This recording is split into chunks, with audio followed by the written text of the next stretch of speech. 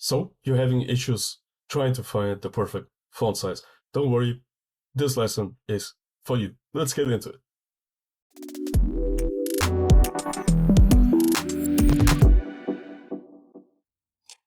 Welcome back. This is a quick peek at my font calculator, magic font calculator, if I may.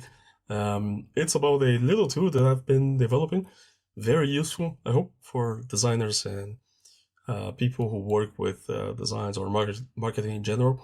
So I know many designers that, well, in also like business owners, they have lots of issues in picking the proper correct font sizes, so even for routine designers, that can be a real pickle. Not only that, but the implementation on a website can be quite troublesome, so to make it not only responsive but fluid can be very challenging, and it's difficult to judge the different steps between font sizes, their line height, their scale, and their implementation in live web design, right?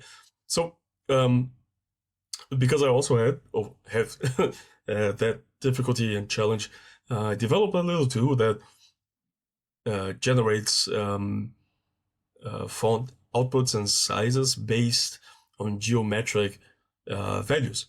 And so that's exactly what I'm going to show you here. So this is the base tool, just an Excel table.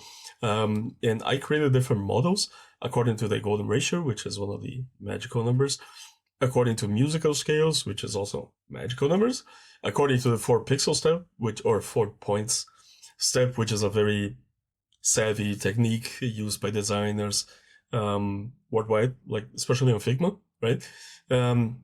According to pi, which is one of the other magical numbers, and there's also the Fibonacci sequence, which I don't have listed here, but for some reason, but I have it on the tool, on the live widget.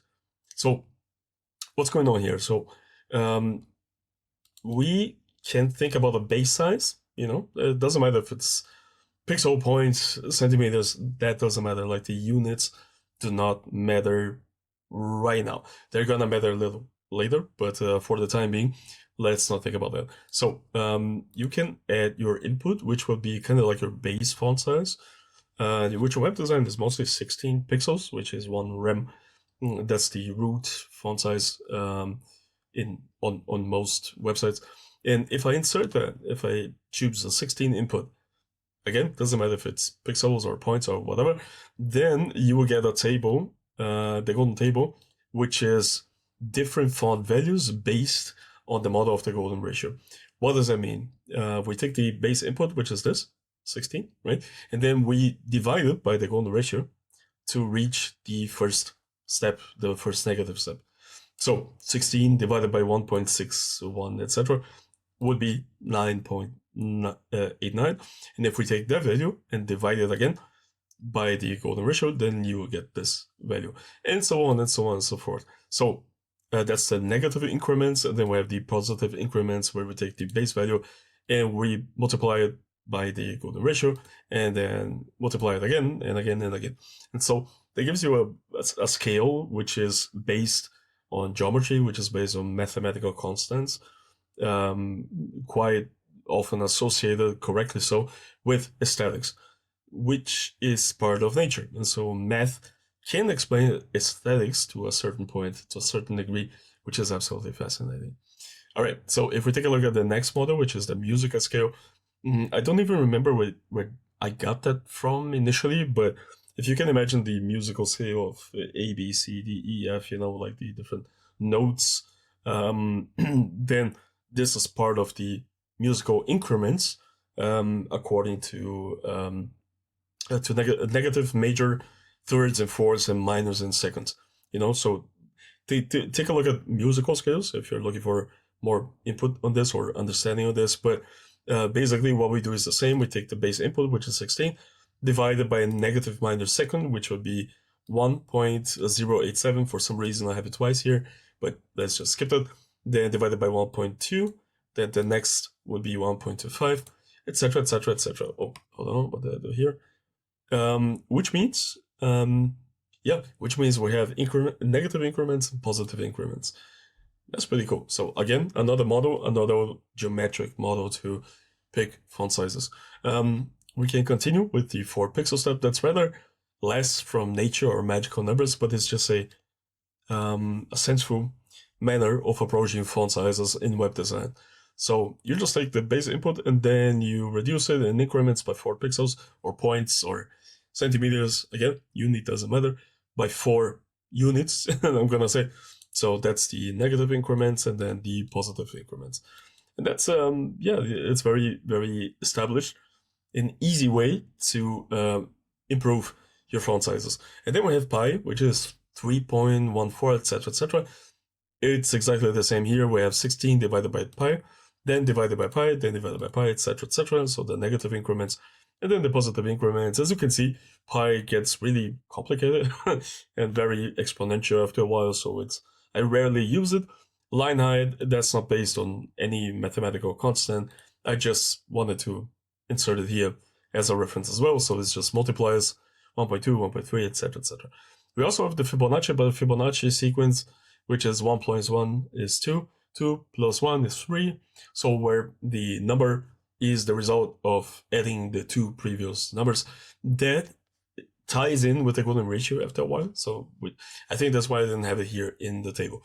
But this is the basic model that I created to find good font sizes and static designs especially. All right, so what I'm going to show you now is a live widget, which is still in beta. It's a little broken for now, but totally functional, where in addition to the steps, to the font steps and the font sizes, I have created CSS formulas to integrate those font sizes on your website, meaning we can make the step from static to dynamic design, which is very cool. So it's the magic font calculator. You're gonna find it free of charge on my second website, on my main studio site. And this is how it looks like. And as I told you, it's a little broken here and there, but it's still in beta. Feel free to check it out. Totally functional, free, free of charge. Take a peek. And I'm working on a long-term widget and app for this, which is gonna come out in a couple of months, I hope. So same principle here, base font size, just say 16, calculate, there you go. And what we get are the different increments according to golden ratio, which we had in pi as well. And then we have Fibonacci here, we have it here, so you can check that out as well.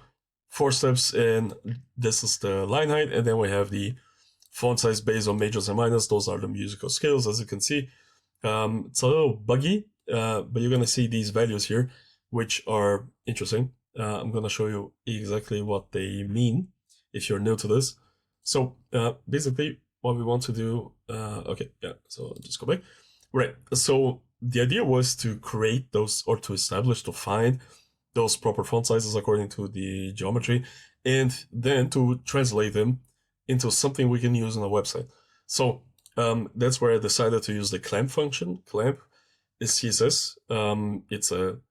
It tells you, like here, as you can see here, for example, clamp, it tells you the minimum value you would like to have for this font on the website, the ideal value, which is this, and then the maximum value, which means, for example, if a text has this font size negative minor second large, and we apply the clamp, then it's gonna be at least 11.70 pixels in size.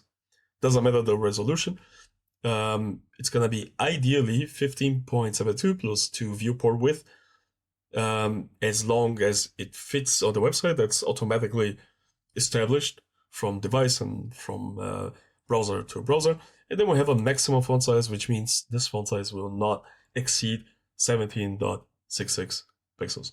And as you can see, that goes for all of the different scales. And also here, and I have it here as well for the golden ratio, pi, Fibonacci.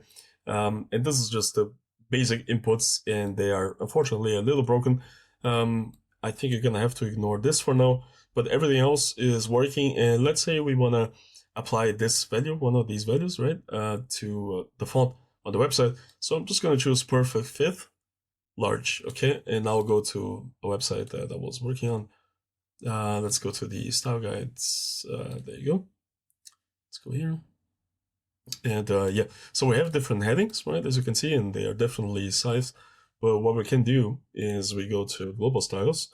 We're gonna take a look at the CSS, and as you can see here, H1 has the value font size clamp. Then H2, 3, 4, 5, and 6. I don't have it for 5 and 6 for some reason, but I'll just fully copy and paste this for now. Right, just so we can visualize it. So yeah, okay. So let's say we want to establish geometric size for H1. So we go back. I'll just use the examples that are working here, right? So the perfect fit large. Then I can copy the clamp function. Go back to Webflow, and I can copy this here inside the clamp, and I'll close the tag. And then H1 should change right now. There you go, as it did, which is this one. So we got smaller than H2, but yeah, it's one example. Then let's say H2 should be smaller, as it should be. Then we'll go back to the functions here. Then it goes smaller the higher we go. Let's say we want to use major third large for our heading 2s. So I just copy the clamp function, insert it here, close, and there you go. There you go, that's H2. Then we'll do H3 is gonna be this. Global styles, font sizes, H3 is gonna be that. And there you go.